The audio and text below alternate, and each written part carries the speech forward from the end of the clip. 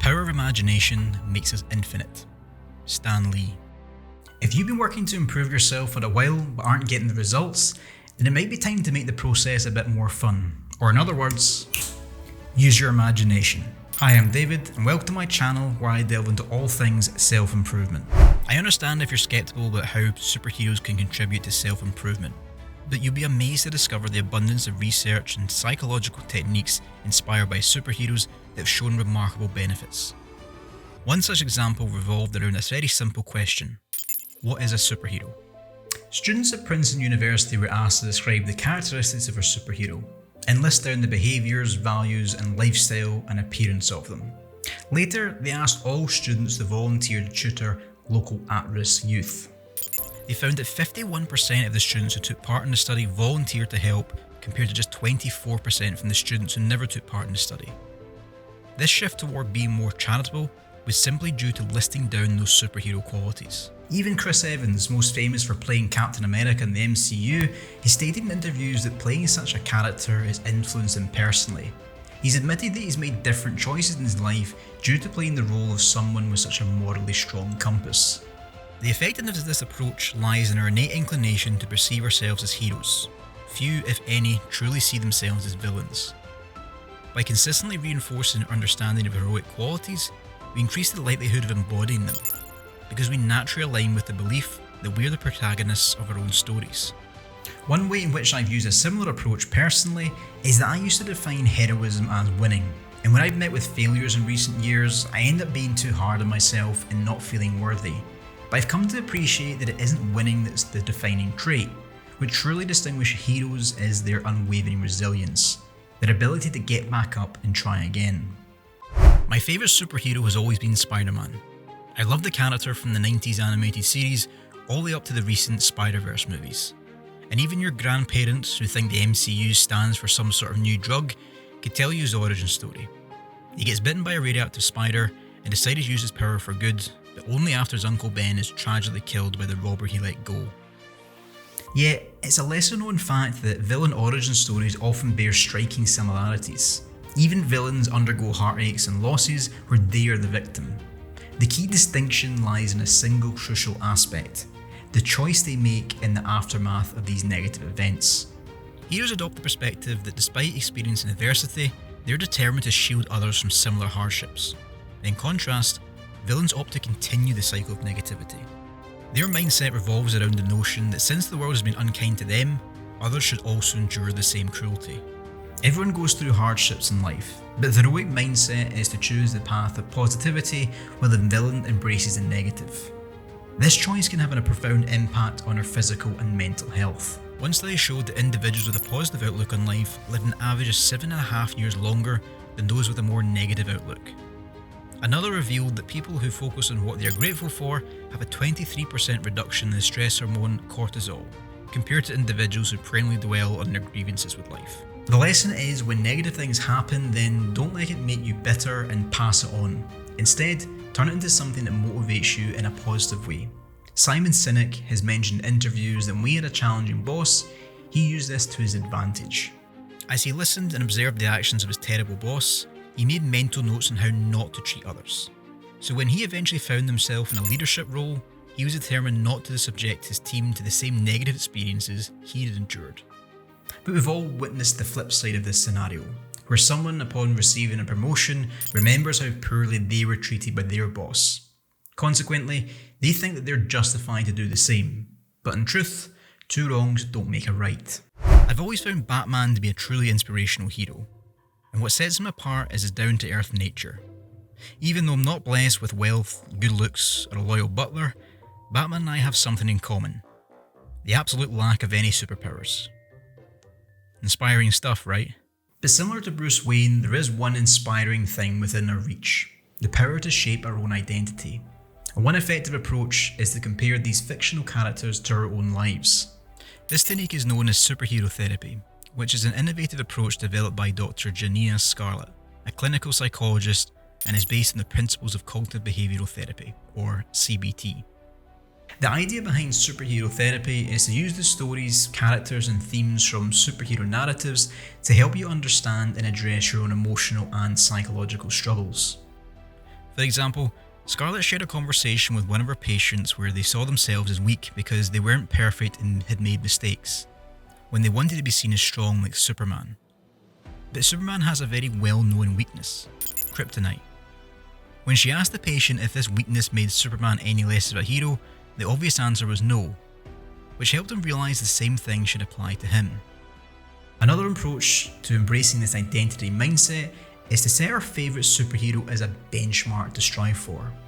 When faced with difficult situations, we can ask ourselves questions like, what would they do, how would they react, and crucially, how would they judge themselves? This practice has been shown to enhance people's resilience.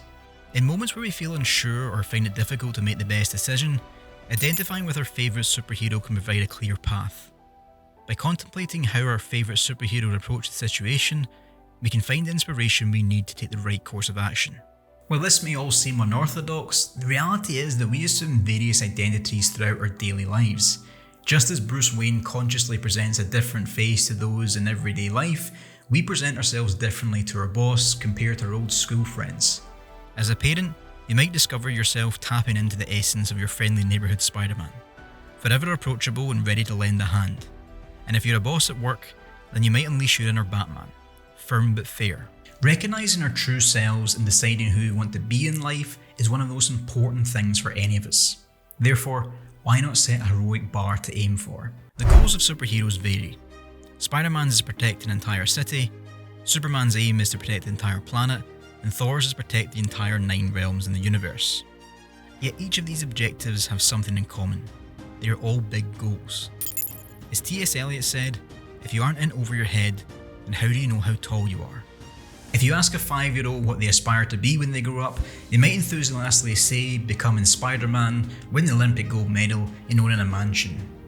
However, in today's housing market, you're more likely to be bitten by a radioactive spider. But take a moment to think about when was the last time you allowed yourself to dream as boldly as a child.